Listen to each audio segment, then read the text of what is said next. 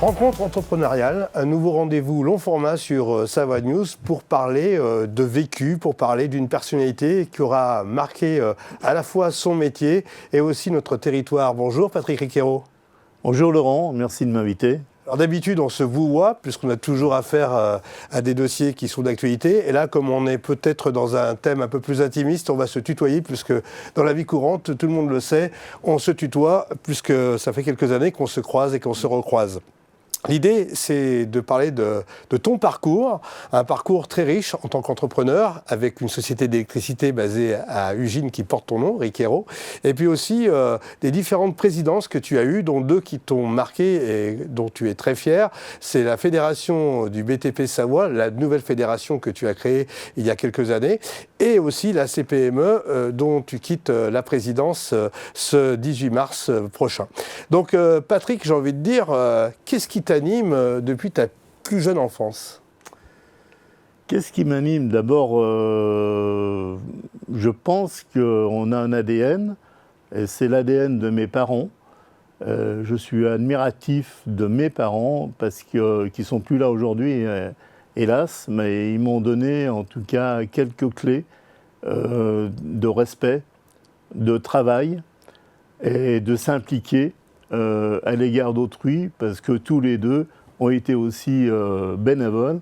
Mon papa était membre des anciens d'AFN, c'est-à-dire la guerre d'Algérie, qui ne portait pas son nom encore à l'époque. C'est Jacques Chirac, en 1999, qui a décrété que c'était effectivement une guerre d'Algérie. Et ma maman, qui a été pendant 20 ans présidente des donneurs de sang d'Albertville, présidente départementale pendant 10 ans. Elle était au COMEX national avec les relations internationales, et particulièrement à l'égard de l'Italie.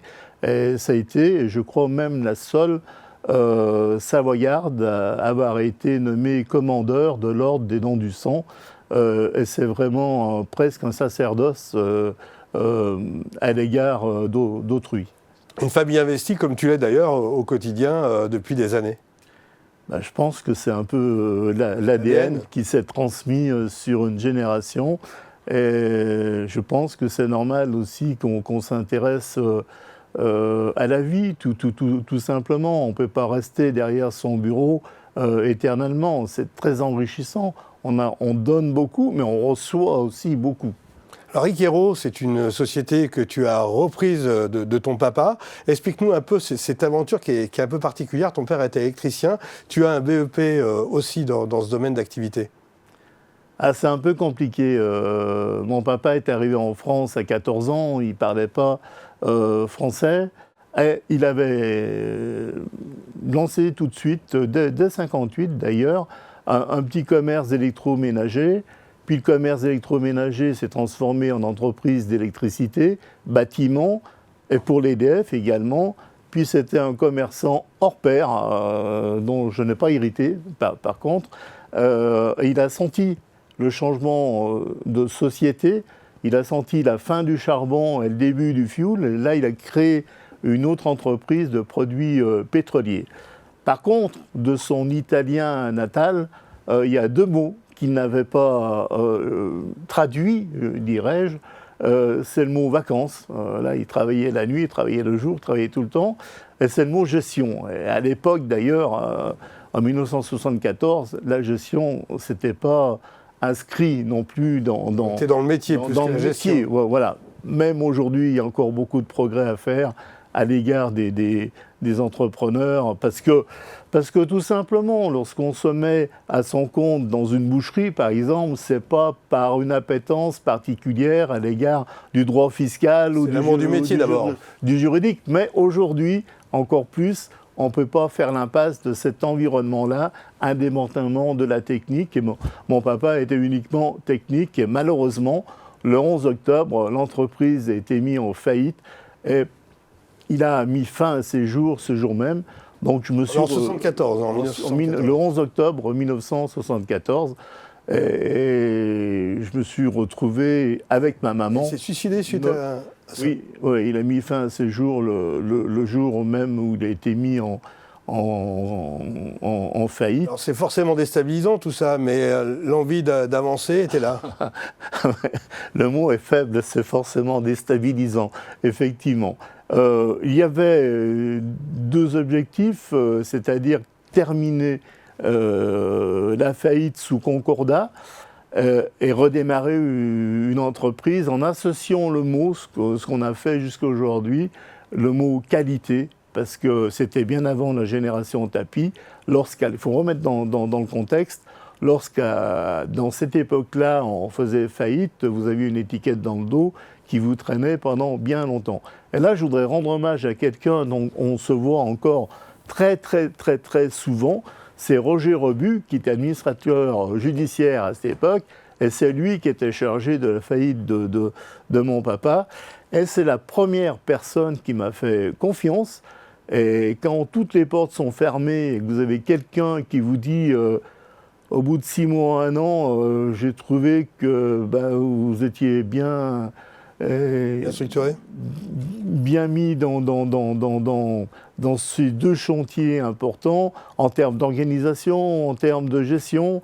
Il m'a dit, je vous fais confiance, mais comme tout le monde me disait à l'époque, vous êtes quand même jeune. À 18 ans, c'était quand même jeune. Alors, je n'avais pas d'argument vraiment pour répondre. Les seuls arguments, c'était de dire que la jeunesse, c'est un statut éphémère et que je ne manquerai pas un jour d'être vieux. C'est pour ça que je suis là devant vous aujourd'hui. On sent le côté tenace du personnage quand même. Vous ne lâchez rien. Tu ne lâches rien, pardon. Ah non, là, c'est une qualité hein, et un défaut. Non, je vais jusqu'au bout du bout. Alors, la société a bien grandi, hein, Riquero Électricité, puisque tu l'as vendu dernièrement à un de tes employés, oui, on y reviendra aussi, oui. Et c'était quand même 40 oui. employés et une présence, omniprésence en Savoie et Haute-Savoie, une entreprise reconnue. Oui, bon, tout est relatif, mais on a fait beaucoup de chantiers en Haute-Savoie, parce que d'abord le volume est pas très loin, beaucoup de marchés publics avec les différentes administration. Et pendant une vingtaine d'années, le premier client chez nous, c'était les centres des impôts, Savoie-Haute-Savoie, de préférence des clients solvables. C'est plutôt important pour une entreprise, surtout lorsqu'elle est jeune. Alors, finalement, quels ont été les mots-clés qui ont fait la réputation de Riquero Électricité ? Je crois que c'est le service, la qualité et la réactivité. J'ai créé depuis très longtemps un service maintenance. Oui, on le voit aujourd'hui, vous cherchez un plombier, un menuisier, etc. C'est très compliqué. J'ai toujours donné la priorité à respecter le client. Et lorsque vous faites un chantier, ça se passe bien. On a fait beaucoup de chantiers dans la grande distribution. Lorsque le chantier est fini, votre chef de chantier va partir dans l'autre département, etc. Et lorsque le client tombe en panne, il ne suffit pas de lui dire le chantier s'est bien passé, il faut dépanner très rapidement. Donc, indépendamment des équipes de chantier, j'ai créé depuis 30-40 ans un service maintenance qui est aujourd'hui très réputé. La force de la boîte, c'est l'équipe, c'est le personnel. Et en 2005, tu étais très content de recevoir un chèque de 3 305 €, paraît-il, pour le concours de qualité organisé par la Chambre des métiers. Oui, je suis très fier parce que je l'ai dédié immédiatement à l'ensemble de mes salariés. Et ce montant-là, je l'ai partagé équitablement avec l'ensemble des salariés. Et je l'ai dit lorsque j'ai reçu le prix en préfecture, un patron tout seul, c'est rien. S'il n'y a pas d'équipe associée, j'étais très fier de le dédier à l'égard de mes salariés. Alors, Riquero Électricité, c'est une belle entreprise. À un moment donné, il faut s'en séparer, parce que le parcours de la vie est fait ainsi. Tu aurais pu revendre tout ça à un groupe ou à une autre entreprise. Tu as préféré choisir un collaborateur, puisque tes enfants n'ont pas voulu reprendre le relais. Alors, c'était tout sauf revendre à un groupe qui ont d'excellentes qualités, bien entendu. Mais l'entreprise que j'estime familiale, on n'est pas copains, on n'est pas amis, mais lorsque vous voyez des personnes venir tous les matins pendant 20 ans, 30 ans et plus, on a quand même une sorte d'intimité, on a quand même une sorte de... vous avez toute la vie, vous avez des gens qui divorcent, qui ont des problèmes financiers, etc. On a un rôle social, bien entendu, sans être intrusif, bien entendu. Et je ne voulais pas vendre un groupe parce qu'en groupe, ensuite, 2-3 ans après, l'entreprise est éclatée, diluée. Chacun part de son côté. Changer même de siège social. Là, je voulais absolument vendre soit à mon fils. Bon, il a choisi une autre voie. Je suis très heureux d'avoir vendu cette entreprise à Sébastien Mercier, qu'il a repris. Au bout de 3 ans, on voit qu'il y a des très très bons résultats. Et surtout, il était avec nous depuis 18 ans. Donc, c'est mérité. J'en suis très heureux. Et il a évolué avec le boss ? Il a évolué, oui. Alors, je lui ai fait faire, on en reviendra peut-être tout à l'heure, lorsque j'étais au départ de cette nouvelle fédération du BTP, j'avais imposé à Jacques Chanu, qui était président national du BTP à l'époque, d'implanter en Savoie ce qu'on appelle l'ESJDB, c'est l'École supérieure de jeunes dirigeants du bâtiment. J'ai fait la première session en 1994 et je lui ai fait faire, bien sûr, à Sébastien Mercier. C'est ce qu'on disait tout à l'heure, c'est exigeant, c'est tout sauf la technicité, c'est vraiment l'environnement financier, comptable, conseil juridique, etc. C'est impératif pour tout chef d'entreprise. Là, ça fait quelques mois qu'il a pris les rênes. Ça va faire 3 ans. Voilà. Donc on dit 3 bilans pour savoir si ça roule ou pas. C'est ce qu'on disait à une époque en tout cas. Oui, d'accord. Et ça roule ?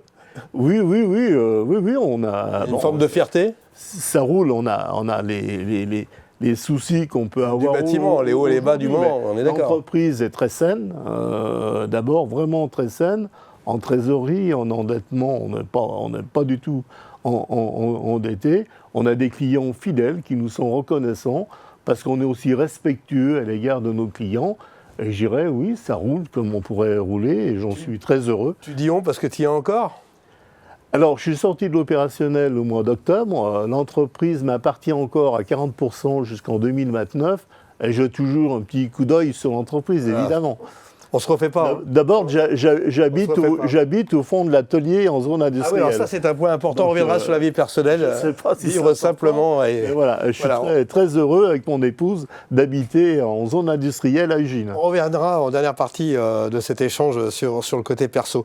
On va justement aborder la fédération du bâtiment. En 2017, tu reprends cette fédération, tu reformules la fédération. Explique-nous un peu ce que tu as fait et ce que tu as entrepris. Alors, la fédération du bâtiment, c'est une très longue histoire pour moi, puisque dès que j'ai démarré en 1974, il s'avère que le maire de l'époque, Jean-Marie Meunier, était directeur d'une filiale de Bianco TP qui s'appelait Franjas. Et de ce fait, il était président du BTP Savoie. Et c'est quelqu'un que j'appréciais beaucoup, Jean-Marie Meunier. C'était très convivial avec lui, en tout cas. Et dès 1974, il m'a dit « il faut absolument que tu viennes à la fédération du BTP ». Donc je suis rentré en 1974, et pour diverses raisons, parce que je n'étais plus d'accord avec le président de l'époque, je suis parti en 2001 en Haute-Savoie. Il s'avère qu'en 2017, la fédération existante du BTP ayant perdu ses mandats, ce qu'on appelle aujourd'hui le syndicat général des entrepreneurs, je trouvais qu'on ne pouvait pas rester en l'état une Savoie sans fédération avec mandat. Donc on s'est retrouvés à 3, vraiment au tout début, avec M. Mignola, qui est ministre aujourd'hui, Jacques Chanu, qui était président de la Fédération nationale, et très vite, on a monté un petit groupe d'entrepreneurs, et on a démarré. Alors, on a démarré, et il fallait trouver des locaux, et là aussi, je suis très heureux et très fier que la CPME ait hébergé gratuitement pendant 6 mois cette nouvelle fédération du BTP. Fédération du BTP, c'est fédérer des entrepreneurs qui ont des sacrés caractères, surtout dans votre milieu dans ce milieu du bâtiment. Tu as géré ça comment ? Non, c'est pas sacré caractère, c'est de la rigueur, c'est pas pareil. Voilà. L'un ne va pas sans l'autre. On gère ça comme on gère d'autres fédérations, comme on gère notre vie. C'est d'expliquer qu'une fédération ne peut pas tout. Une fédération de BTP, c'est pas mimimati. D'abord, quand les gens sont dans l'illégalité, effectivement, on ne peut rien faire. Mais plus on est nombreux, plus on a une voix qui pèse. Et puis la fédération du BTP apporte beaucoup à l'ensemble des entreprises par de l'information. Et comme toute fédération, il y a une ramification nationale où il y a un point important à l'égard de toutes les administrations et à l'égard aussi des ministères.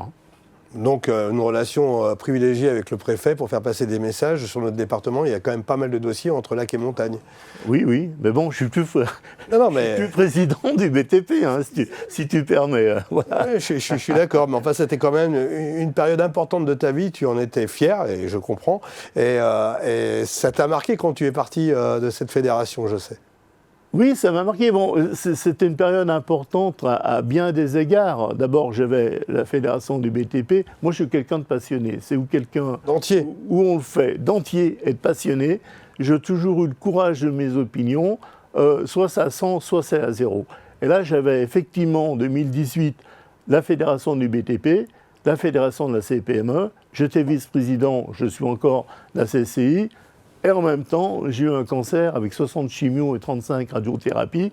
Et même sur mon lit d'hôpital, j'arrivais à gérer les deux fédérations. Les journées font 48 heures. Oui. oui. Tu penses la nuit quand tu dors.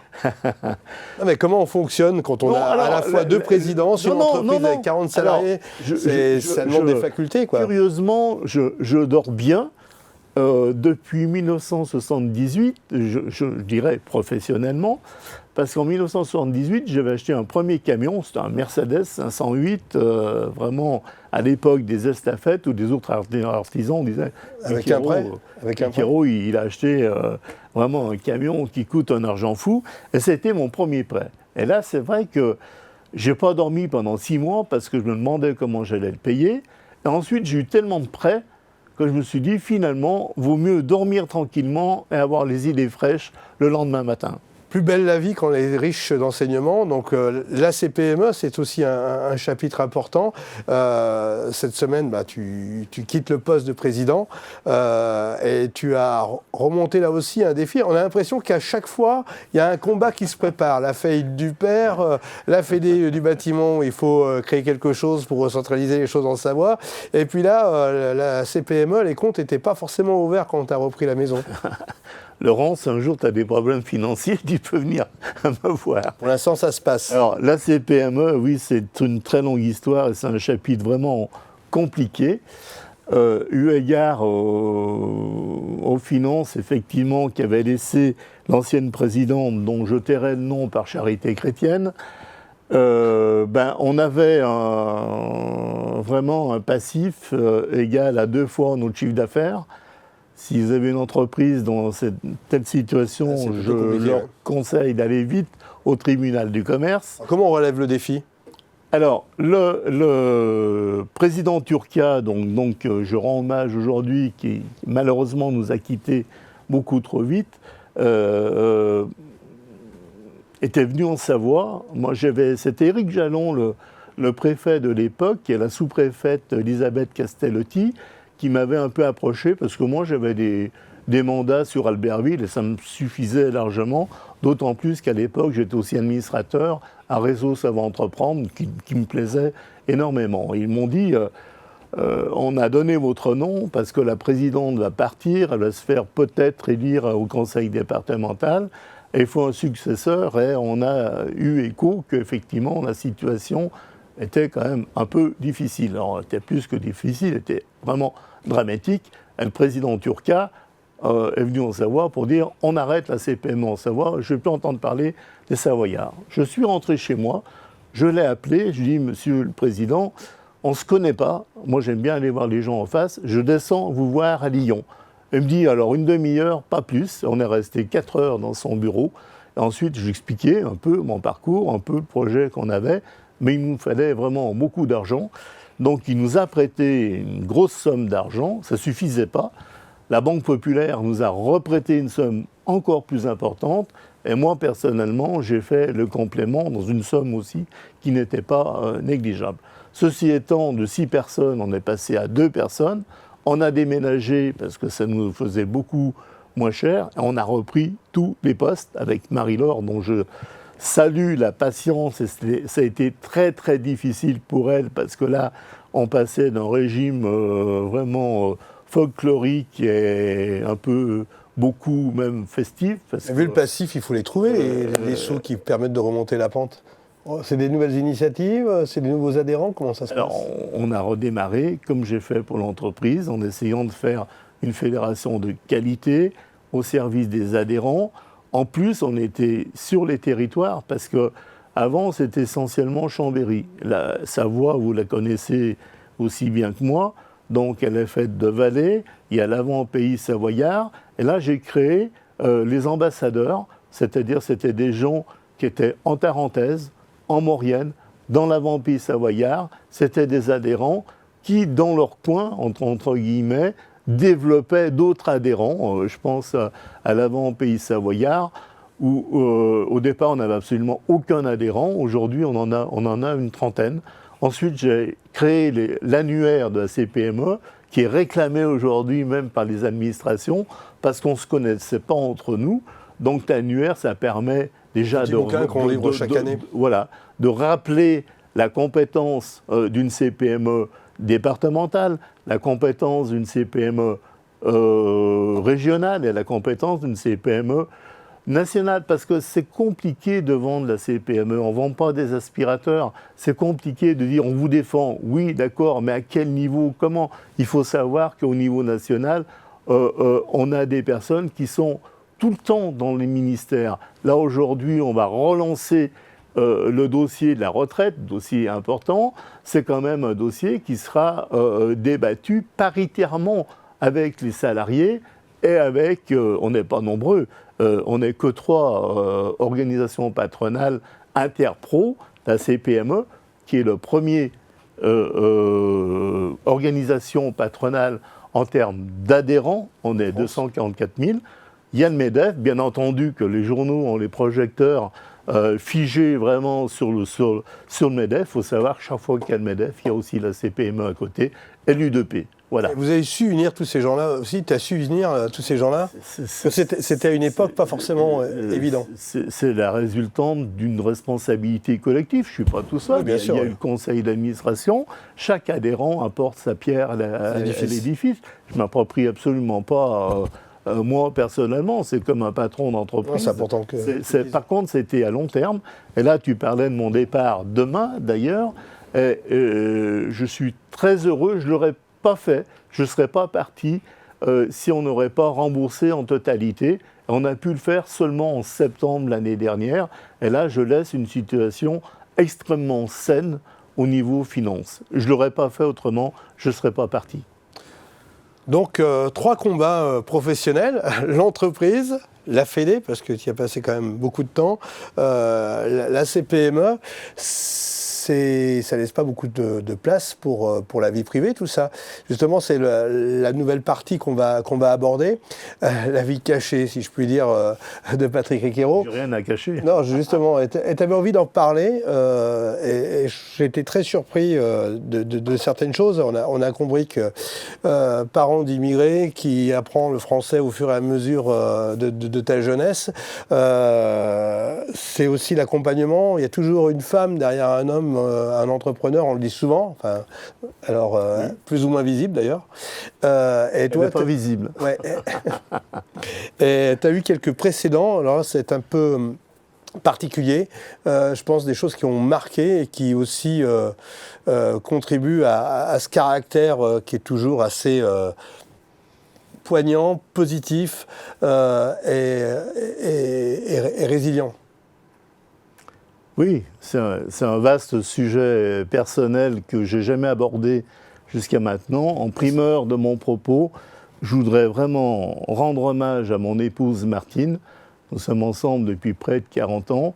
C'est quelqu'un effectivement qui est très discrète, mais conciliante, bienveillante, qui quelquefois sonne un peu la tirette d'alarme sur ma santé, etc., pour dire qu'il faut se calmer un petit peu. Voilà, mais vraiment, je viens de passer 38 ans avec elle, merveilleux. Voilà. C'est ta deuxième femme. C'est ma deuxième femme. Voilà. Ce qu'on va aborder maintenant, c'est un souhait de ta part de le dire, hein, je le précise, Oui. parce que en fait, ta première femme a vraiment créé une incidence toute particulière. Oui, parce que avant, je ne pouvais pas en parler. C'était pas possible d'en parler. Et je commence à en parler depuis 2-3 ans. Je sais pas quel déclic il y a eu. Donc, j'avais 20 ans. Comme dit la chanson de Tino Rossi, dont les paroles sont de Vincent Scotto, j'avais 20 ans, pour les yeux d'une femme, un mot d'amour faisait battre mon cœur. Je confondais l'automne et le printemps. Alors je peux vous dire qu'il y a longtemps que je ne confonds plus l'automne et le printemps, mais on se marie, voilà, c'est un peu une loterie. On a eu 3 enfants, Brigitte, Raphaël et Delphine. Il s'avère que ma femme était un truand, c'est comme ça. Donc elle détournait beaucoup d'argent, on va passer tous les détails.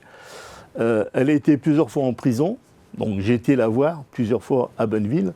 J'ai attendu à la sortie de prison, on a passé des nuits à discuter, et le problème, on s'est séparés en 80.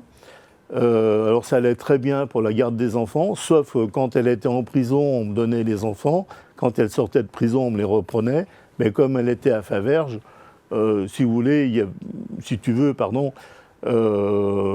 l'alternance des enfants, je m'en occupais très très bien. Et je payais surtout les dettes qu'elle avait. En janvier 85, j'apprends qu'elle se retrouve dans le même contexte. Donc je vais voir le juge un peu en touriste, il faut dire, et un peu naïf. Je n'avais pas pris d'avocat pour lui dire, écoutez, si elle se retrouve dans le même contexte, il faut absolument me redonner la garde des enfants parce qu'il va y avoir un incident. Elle va retourner être emprisonnée et ce n'est pas possible. Là, on m'a arrêté tout de suite. On m'a dit, attendez, M. Riquero, il faut se remettre dans le contexte de 85.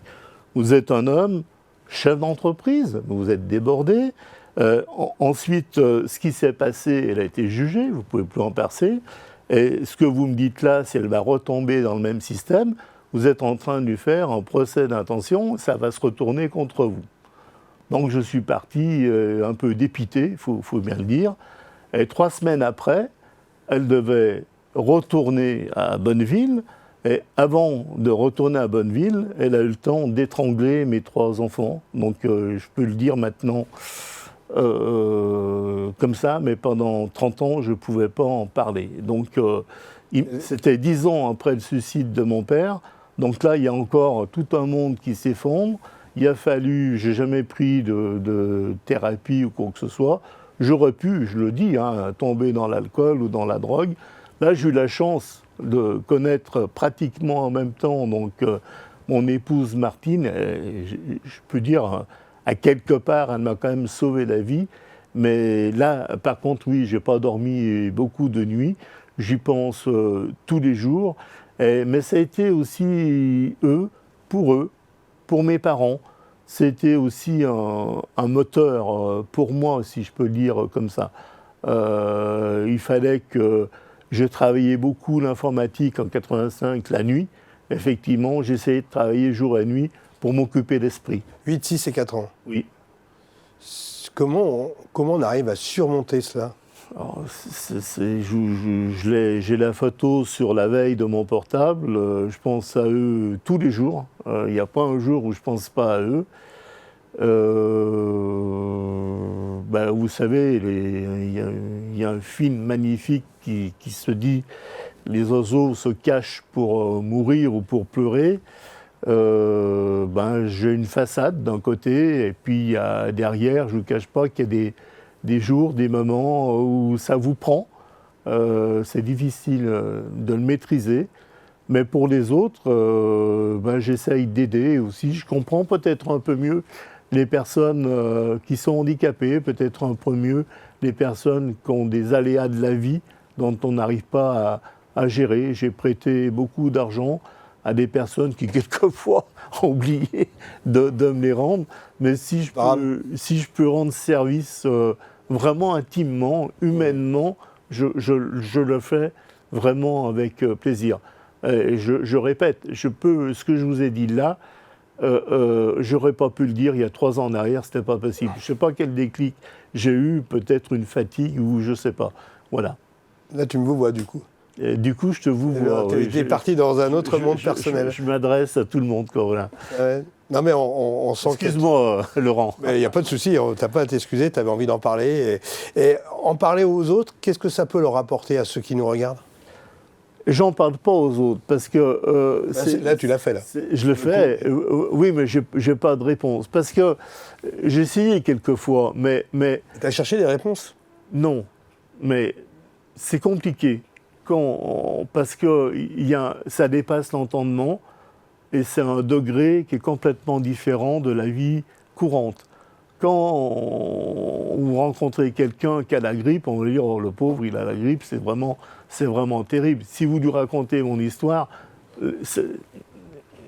on n'assimile pas tout de suite. Les gens quelquefois, le peu de personnes où j'ai pu en parler, ou alors vraiment des amis intimes qui m'ont écouté, qui savent mon sujet, mais c'est pas possible d'en parler parce que si vous avez une vie normale, ce que je souhaite à tout le monde, on ne peut pas comprendre ce type d'aléa de la vie qui dépasse vraiment l'entendement. Quelque part, il ne faut pas se plaindre de son sort. Non, vous ne pouvez pas. Vous ne pouvez pas parce que c'est pas racontable. Je le dis aujourd'hui d'une façon très simple. Je ne peux pas vous raconter tout ce que j'ai vécu, c'est pas possible. Et puis ça n'intéresse pas forcément les gens. C'est ta vie. Par contre, quand je rencontre des gens qui ont perdu des enfants, là on se comprend tout de suite, mais il n'y a pas vraiment pas de mots. Il y a pas de mots, c'est simplement... Finalement, le travail, ça t'a toujours occupé l'esprit. C'est ce qui t'a peut-être permis de surmonter ces épreuves. Je le reconnais, ça a été un formidable moteur pour avancer dans la vie, mais avancer sainement.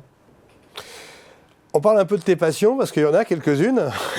Tu as le temps, non pas de jouer du piano debout, mais de jouer du saxo. Oui, y compris du piano, mais assis. Ça, je le reconnais. La musique, c'est aussi une très longue histoire, parce que moi, je voulais être musicien, et musicien militaire. On va revenir à ton papa, là. Parce que, voilà, donc j'ai appris le saxophone en premier, comme tout le monde, il y avait des choix. À l'époque, c'était le foot, le rugby ou la musique. Bon, j'ai toujours été musicien, avec une oreille prête pour la musique. Et 16-17 ans, quand j'ai dit à mon père que je veux être musicien, il n'y avait même pas de discussion. Et un jour, il m'a dit, au moment du choix, il m'a dit « Je t'ai inscrit en électricité au lycée. » C'est un concours particulièrement difficile. À cette époque, c'était un concours de maths. Et il prenait que 11 personnes. Je n'étais pas mauvais en maths, mais je me suis dit, je vais faire le job, parce que c'est dans mon éducation. Et je me suis dit, 11 personnes, il y a des chances que je ne sois pas prise. Et ça m'intéresse bien. Du coup, je vais pouvoir faire musicien. Manque de bol ou heureusement, je ne sais pas. Donc j'ai été pris dans les 11. Ça m'a parfaitement plu. Il n'y a aucun souci. Et d'abord, mon ancien professeur, il est devenu mon témoin de mariage de ma deuxième épouse, je précise. Et on est toujours en très très bonne relation. Et j'ai parfaitement aimé l'électricité. Et j'ai beaucoup travaillé, même après. Qui voulait faire de la musique, tu aurais pu ne pas travailler l'épreuve. J'ai toujours continué la musique, puisque j'étais trésorier 18 ans à l'Harmonie du Gine. J'étais président ensuite. Dans cette présidence, j'ai vu la naissance de l'école de musique en 78, d'une chorale qui s'appelle La Soldanelle, qui a été créée le 10 janvier 1990. Et je faisais partie, dès 15 ans, d'un orchestre. Je fais partie de 2-3 orchestres. Et ensuite, bien plus tard, il y a 10 ans, avec mon fils, on a fait de l'animation musicale pendant 10 ans. Alors, on peut dire que tu joues toujours de la musique, hein, à tes temps perdus, parce qu'il faut en avoir maintenant. Oui, de plus en plus. On va parler aussi de ton implication territoriale, parce que tu t'es aussi investi dans la politique à Ugine. Enfin, tu vis à Ugine, tu vis dans la cour de l'entreprise, si je puis dire, mais enfin, dans une maison tout à fait honorable. Mais tu as préféré cela que d'aller au bord du lac, comme certains entrepreneurs qui ont réussi leur vie. Laurent, je suis désolé, je tout fais par accident. Je fais aucune. Y compris la maison dans la cour? J'ai tout fait par accident. J'ai tout fait par accident parce que j'ai jamais voulu rien du tout. Et finalement, c'est toujours arrivé comme ça. Quand tu dis que j'ai fait de la politique, c'est vraiment entre parenthèses parce que j'ai jamais été élu. Je ne souhaite pas d'ailleurs. Mais simplement, à l'époque où j'étais président de l'Harmonie, j'étais en désaccord avec le maire de l'époque, donc je ne citerai pas le nom non plus par charité chrétienne, et j'ai fait une réunion publique contre le maire en exercice. Et là, j'ai été pris aussi d'un mouvement uginois, etc., où j'étais le premier président d'une structure qui s'appelle encore aujourd'hui Ugine Autrement, et qui a porté Franck Lombard le 18 juin 1995 à la tête de la mairie. J'en suis très heureux. Ça fait 30 ans. Et en 30 ans, Ugine a changé? Ah ben, Ugine a bien changé. Il faut poser la question à Franck Lombard, aux Uginois. Oui, oui. On l'a déjà posé. Hein. Ugine a bien changé. Je ne fais pas de la politique, Laurent. Finalement, quand on est président de la CPME ou de la Fédération du bâtiment, on fait quand même de la politique. On est un intermédiaire.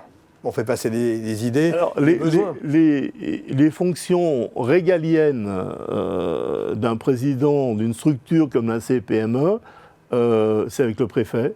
C'est avec le conseil départemental, c'est toutes les structures économiques et sociales, et c'est aussi avec tous les services de l'État. Et là, je leur donne un satisfecit parce que j'ai toujours eu de très très bonnes relations avec l'ensemble des services de l'État, y compris et particulièrement la DGFiP, donc les impôts, et particulièrement avec la Banque de France, dont j'ai encore aujourd'hui un entretien mensuel sur l'économie. C'est quand même mieux pour avancer avec ses prochains et avec ses organismes, j'imagine, que d'avoir une bonne relation. D'abord, c'est enrichissant, on a beaucoup à recevoir et on a beaucoup à donner. C'est le cas pour la CCI, parce que je rappelle que le patron de la CCI, c'est quand même le préfet. Donc, on est sous l'autorité d'une chambre consulaire du préfet.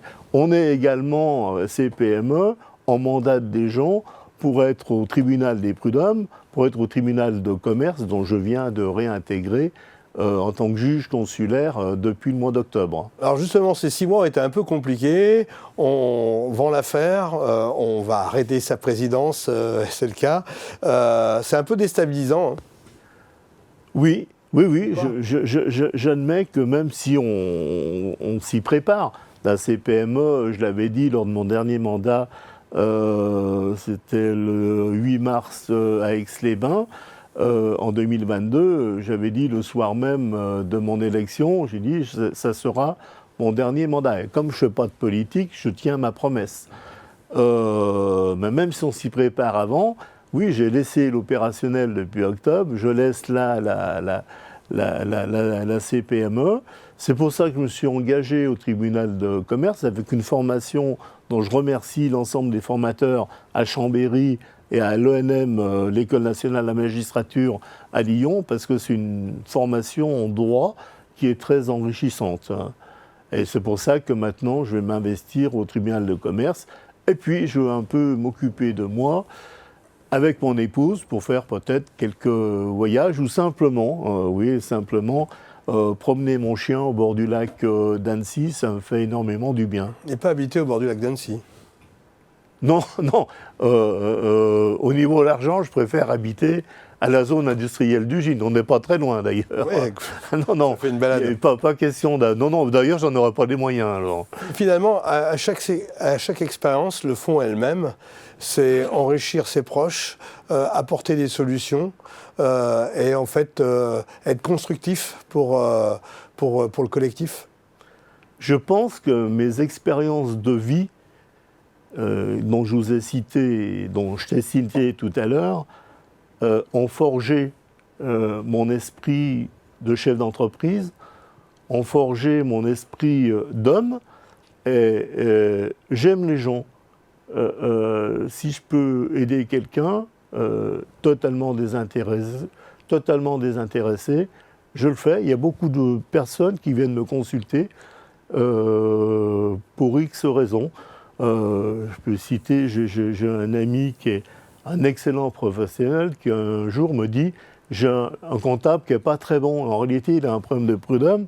Ce n'est pas au comptable qu'il faut s'adresser, c'est des avocats qui sont spécialisés dans les prud'hommes. » De lui rendre ce service-là, de ce renseignement-là, eh ben, je suis satisfait. Ce n'est pas uniquement au niveau de l'argent, au niveau de la représentativité, qu'on soit, je sais bien, tant qu'on est sur la scène ou sous les projecteurs, là, tout le monde vous applaudit, mais ce n'est pas ce que je recherche. Moi, je recherche maintenant Être utile. Un peu d'être utile, de renseigner si je peux, puis un peu de sérénité, et un peu peut-être penser à moi et à mon épouse.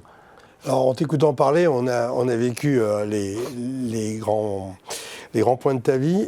Finalement, ouais, on sent de la sérénité, on sent du combatif, de la sérénité, et finalement une satisfaction certaine de ce parcours.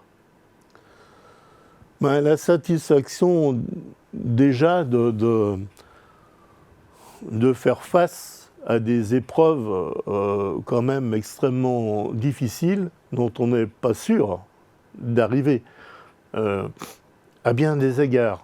Ça peut être financier, ça peut être moral, comme je disais tout à l'heure. J'aurais pu tomber dans l'alcool ou la drogue, etc. Voilà, donc déjà, après tout ça, une vie normale me suffit amplement. Quel message tu veux laisser après tout ça? Quel message? C'est qu'il ne faut jamais baisser les bras, il faut s'entourer. Et je citerai peut-être deux maximes, une de Nietzsche, qui disait « Tout ce qui ne tue pas nous renforce », et une maxime d'André Malraux, qui disait « Une vie ne vaut rien, mais rien ne vaut la vie ». Merci Patrick Ruquero. Merci Laurent, à bientôt.